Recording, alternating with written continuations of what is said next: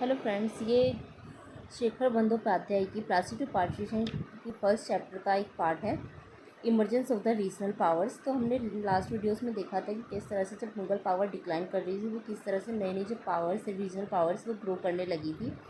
तो ठीक है, आपको वीडियो ज़रा सी भी कहीं भी पसंद आए तो प्लीज़ इसे लाइक करें और सब्सक्राइब करें।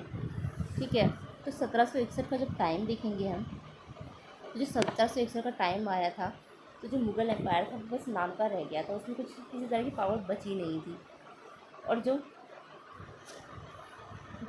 सक्सेसर स्टेट्स थे, जैसे कि ऐसे स्टेट्स जो पूरी तरह से इसको डिफाई भी नहीं कर रहे थे और अपने एरिया में बहुत ज़्यादा इंडिपेंडेंट होते जा रहे थे, तो ऐसे स्टेट्स भी पिक्चर में आ रहे थे। और 1761 अब किस लिए इम्पोर्टेंट है, प्लीज़ मुझे बताइए कि 1761 में ऐसा क्या हुआ था कि इतना इम्पोर्टेंट है।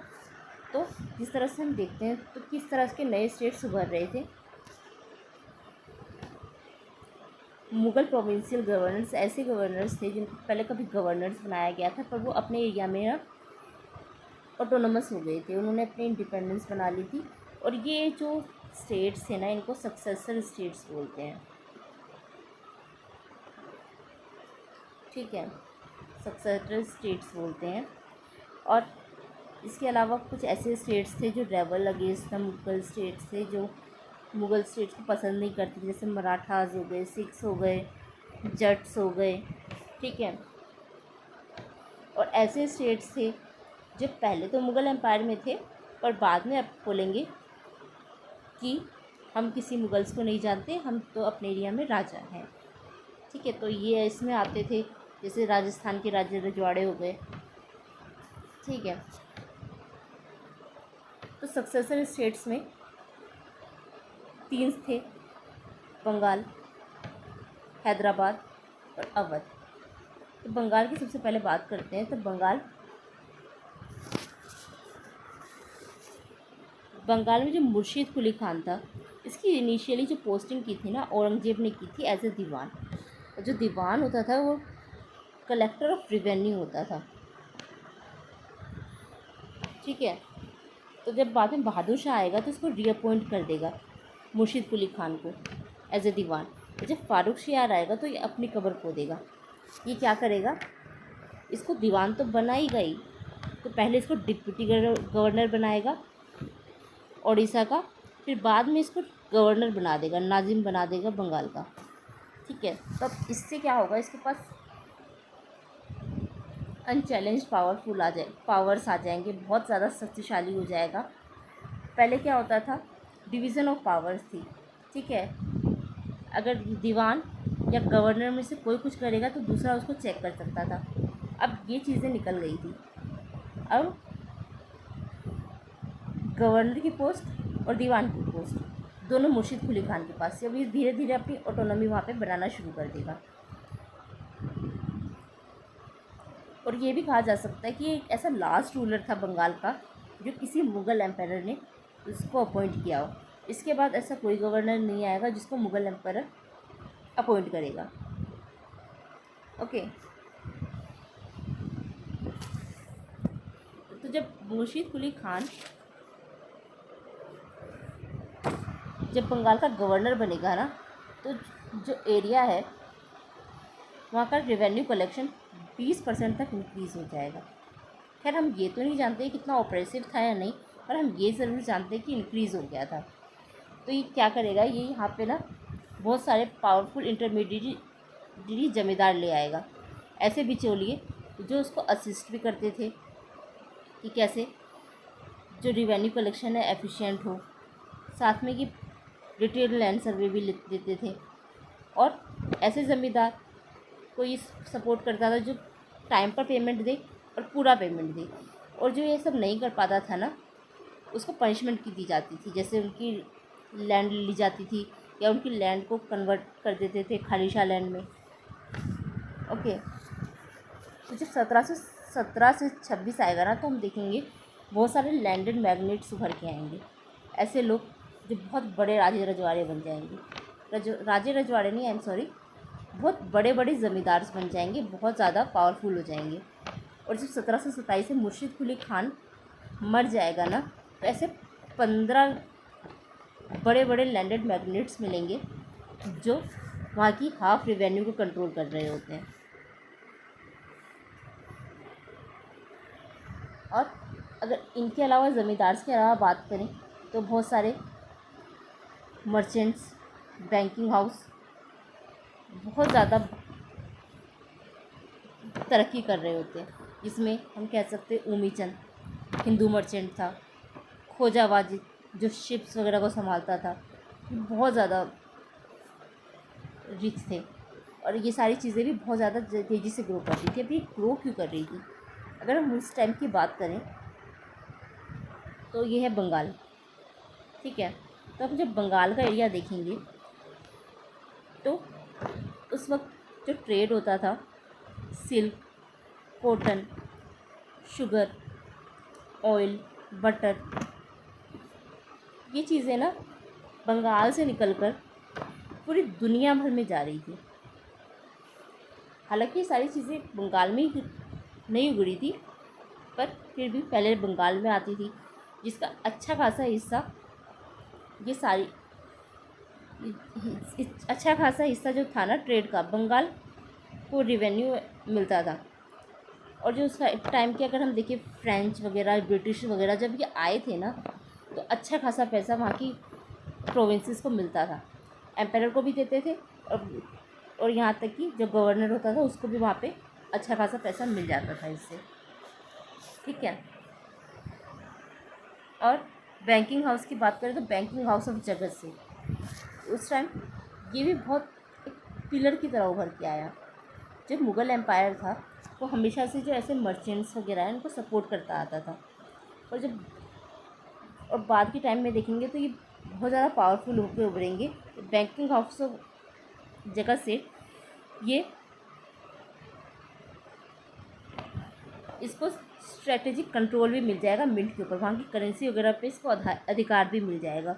और यहाँ तक कि इसको treasurer of the provincial government भी कहा जाता था उस वक्त, ठीक है। और जब मुर्शीद कुली खान मरेगा तो ये अपना as a successor Sarfaraz Khan को घोषित कर देगा। ये इसकी बेटी का बेटा था। पर जो सुजाउद्दीन मोहम्मद खान है ना, जो इसका एक्चुअली इसका बाप है और मुर्शीद कुली खान का सन इन लॉ है, ये इसको सरफराज खान को हटा के खुद गद्दी पे बैठ जाएगा। और जब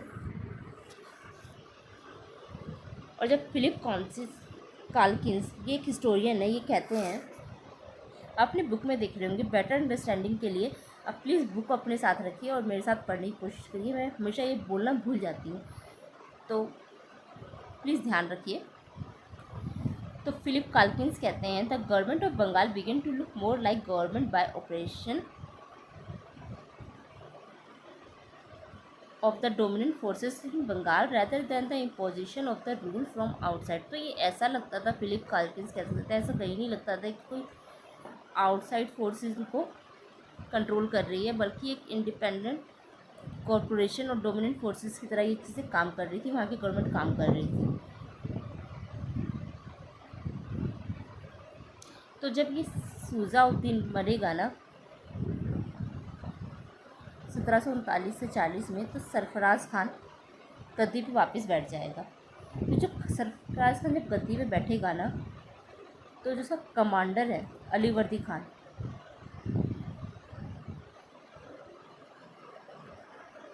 अलीवर्दी खान है उसका कमांडर, उसको मार के हटा देगा। और इसको जो सपोर्ट करेगा ना, वो जगत सेठ करेगा। और जगत सेठ इसलिए भी गुस्सा थे क्योंकि जो सरफराज खान है ना, वो कहीं ना कहीं इनको एलिनेट कर रहे थे, तो इसे जगत सेठ को ना पसंद नहीं आ रहे थे। तो बैंकिंग हाउस और जगत सेठ की मदद से ही अलीवर्दी खान पिक्चर में आ जाएंगे और वहाँ की गद्दी पे बैठ जाएंगे। और बाद में मुग़ल एम्पायर की तरफ से भी इनको सपोर्ट मिल जाएगा, तो ये अब पिक्चर में आ जाएंगे। तो जब अलीवर्दी खान जब आएंगे ना, तो एक तरह से पूरा वर्चुअल ब्रेक हो जाएगा मुगल्स के साथ। अब जो भी अपॉइंटमेंट्स होगी वो अब मुग़ल एम्पायर को बताई नहीं जाएगी। और जो रेगुलर फ्लो ऑफ रिवेन्यू था वो भी दिल्ली की तरफ जो जा रहा था वो भी अब स्टॉप हो जाएगा, बंद हो जाएगा। पर ये मुग़ल अथॉरिटी को कभी भी सामने से चैलेंज नहीं करेंगे, बल्कि सिम्बॉलिकली कहेंगे कि हाँ कोई एम्पायर है जो उनसे ऊपर है। पर जो उनको जो रियल इनकी लड़ाई होगी ना, वो होगी मराठा और अफ़गान से। मराठा के साथ जो रघुजी भोसले थे, उनके अगुवाई में जो इनके एरियाज़ थे, जो बार बार रेड होती रहती, तो जो रेड जिससे ये बहुत ज़्यादा परेशान हो चुके थे। तो बाद में इनके एक एग्रीमेंट करेंगे जिसमें ये एग्री होंगे कि ये चौथ और जो उड़ीसा का एरिया है ये मराठास को देंगे। और जो अफ़गानिस्तान थे, ये शुरुआत में तो मुस्तफ़ा खान के अगुवाई में काफ़ी सक्सेसफुल हो रहे थे, पर बाद में अली वर्दी खान इनको हरा देगा और इनको इस पिक्चर से हटा देगा। ठीक है।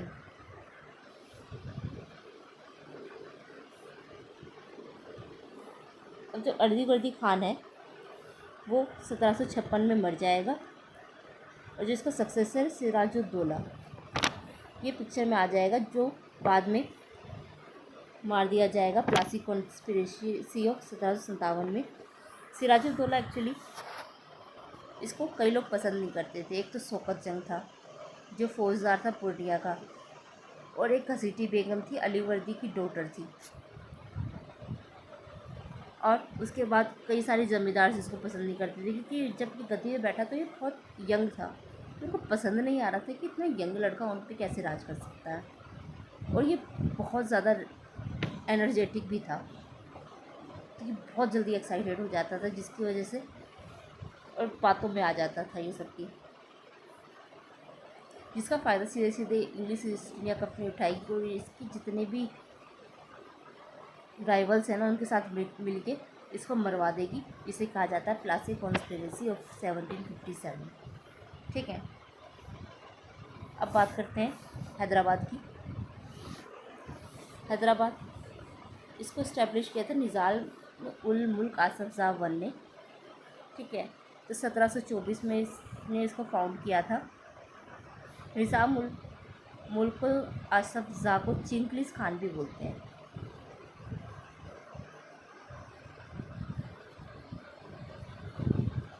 ठीक है। तो जैसे कि हमने कुछ पिछली वीडियो में बात की थी, ये तुरानी पार्टी जो थी उसका लीडर था। ठीक है। तो ये पहले तो बहुत ज़्यादा इन्वॉल्व होता है कोर्ट पॉलिटिक्स में, जो कोर्ट पॉलिटिक्स थी। तो जैसे कि हमें पता है जो सैयद ब्रदर्स है, ये फारूक शेर को जब मार देते हैं तो और मोहम्मद शाह को एज ए पपेट रूलर बिठा देते हैं। तो जो ये मोहम्मद निज़ाम उल मुल्क है ना आसफ ज़ा, ये मोहम्मद शाह के साथ मिलके सैयद ब्रदर्स को मरवा देंगे, और एज ए वज़ीर बाद में ये आसफ ज़ा बन जाएगा। पर स्टिल ये बहुत ज़्यादा परेशान हो जाएगा कि वहाँ की कोर्ट पॉलिटिक्स से, और वहाँ की कोर्ट पॉलिटिक्स से इतना ज़्यादा परेशान हो जाएगा कि सीधा डिसाइड करेगा कि वापस हैदराबाद जाने की कोशिश करेगा। और जब ये वापस हैदराबाद जाएगा ना, तो वहाँ पर था मुबारिज़ खान। वहाँ पर था मुबारिज़ खान। ये इसको गद्दी से हटाएगा, खुद बैठ जाएगा और वहाँ पे अपना इंडिपेंडेंट किंग खुद को घोषित कर देगा। ठीक है। ये स्टिल ओपन डिफाइंस नहीं करेगा मुग़ल अथॉरिटी को, और इनके नाम पे ही रूल करेगा। अपॉइंटमेंट वगैरह ये खुद करेगा, पर जो मिंट वगैरह वहाँ की जो करेंसी होगी ना, स्टिल मुग़ल एम्पायर के नाम से इशू होंगी। और जब पर खुतबा जो होती है ना फ्राइडे प्रेयर्स, उसमें ये अपना नाम लिखवाएगा। जितने प्रैक्टिकल पर्पसेस होते हैं, जैसे कि वॉर्स कर रहा है, ट्रीटी साइन हो रही है, सब में ये एक तरह से इंडिपेंडेंट रहेगा। पर जो इसको जो दिक्कत होंगी, ये दिक्कतें होंगी मराठास की तरफ से।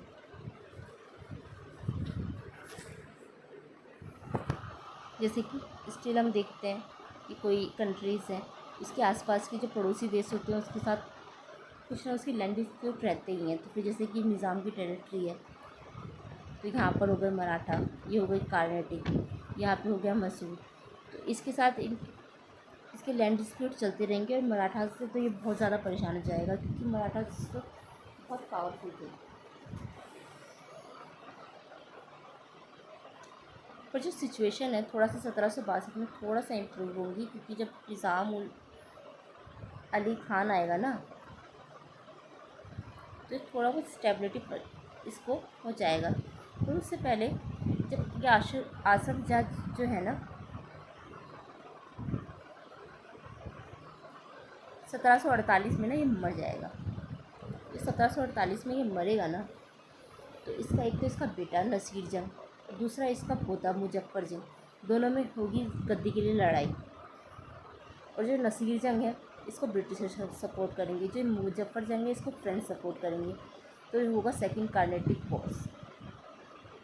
जो कार्नेटिक वॉर होगा तो इसमें जो डुप्लेक्स के अंदर है ना ये मुजफ्फर जंग इसको फ्रेंच सपोर्ट कर रहे थे, ये जीत जाएंगे और फ्रेंच भी एक तरह से पावर की तरह से सामने आएगी। और जैसे हमने बात की अभी निज़ाम अली खान पे, इसे थोड़ी बहुत स्टेबिलिटी प्रदान की हैदराबाद को, एडमिनिस्ट्रेशन को इसने अच्छा किया। और जब पैट्रन क्लाइंट रिलेशनशिप की जो हमने बात की थी,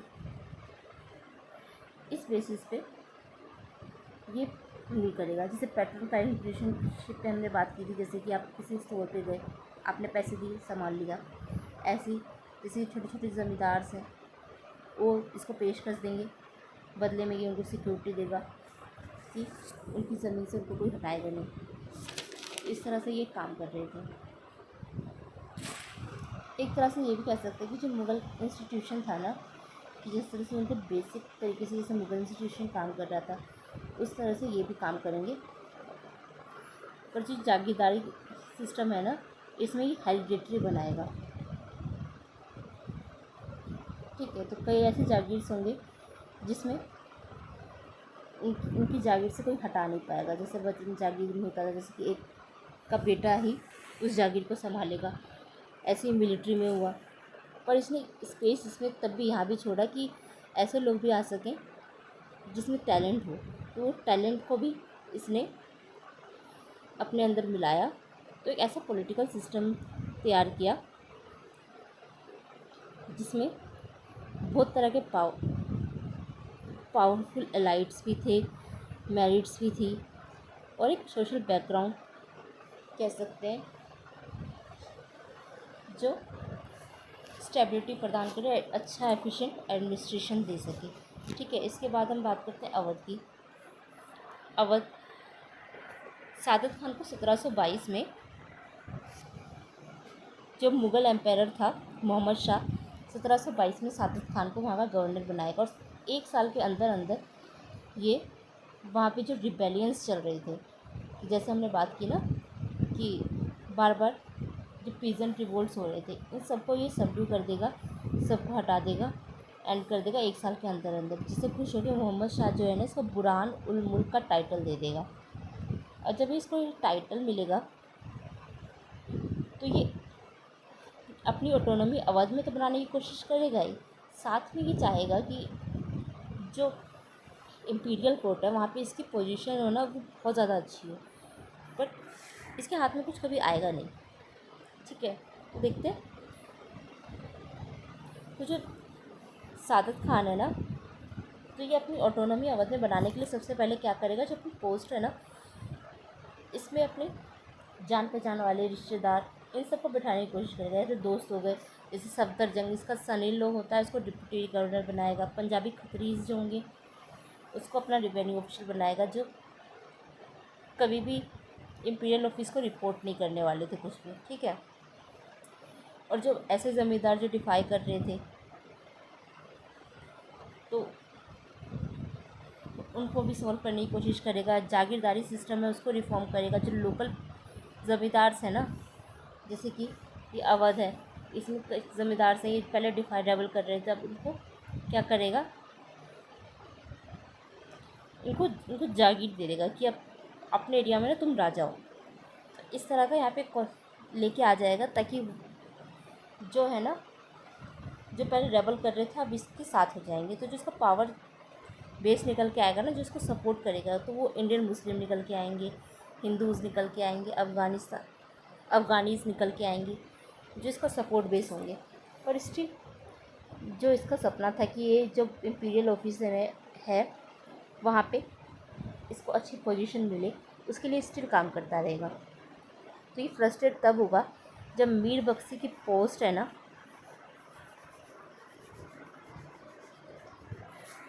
मीर बख्शी एक तरह से इम्पीरियल ट्रेजरर होता है, ठीक है।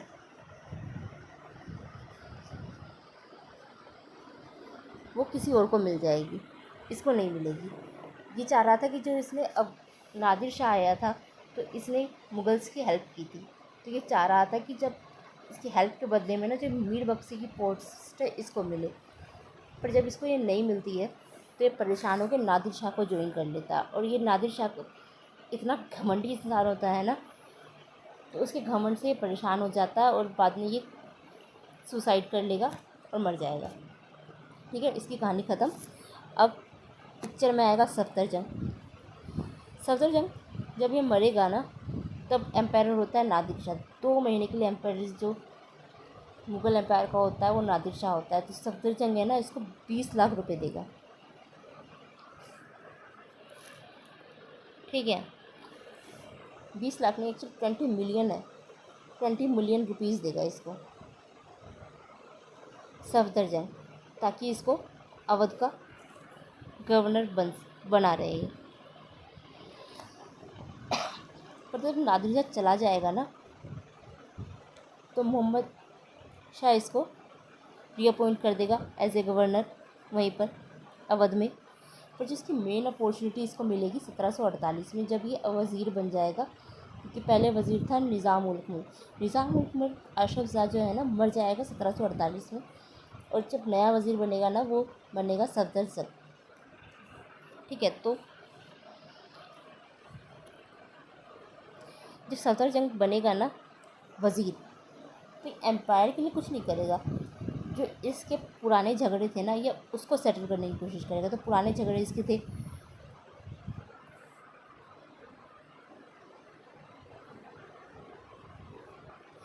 सीज़र ऑफ फारूखाबाद,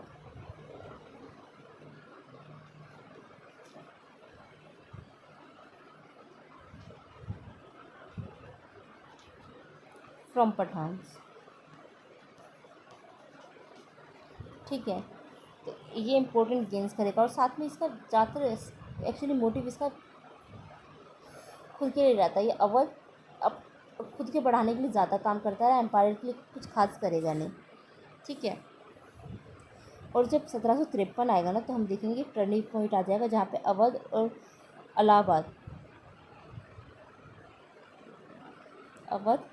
इलाहाबाद पूरी तरह से ब्रेक होते हुए दिखेंगे मुग़ल एम्पायर से। यहाँ तक कि रिचर्ड बर्नेट आप अपनी बुक में देख सकते हैं कि ये कहेंगे कि the visible secession of Awadh and Allahabad from the remainder of the dwindling empire, ठीक है। तो इस सिलसिला कहते हैं कि एक तरह से दिखने लग गया था कि किस तरह से अवध और इलाहाबाद अलग हो रहे थे। तो एक टर्निंग पॉइंट कहा जा सकता है मुग़ल एम्पायर का, ठीक है।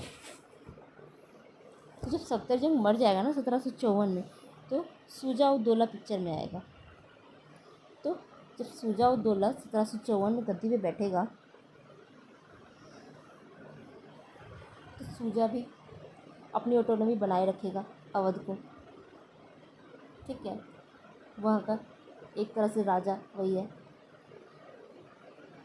और जब शाह आलम 2 आएगा गद्दी पर तो शुजा को अपना वज़ीर बना देगा। पर शुजा स्टिल अपनी पावर को अवध तक ही ज़्यादातर सीमित रखेगा, अवध में ही राज करेगा। और जब अहमद शाह अब्दाली आएगा ना यहाँ पर रेड करने 1761 में,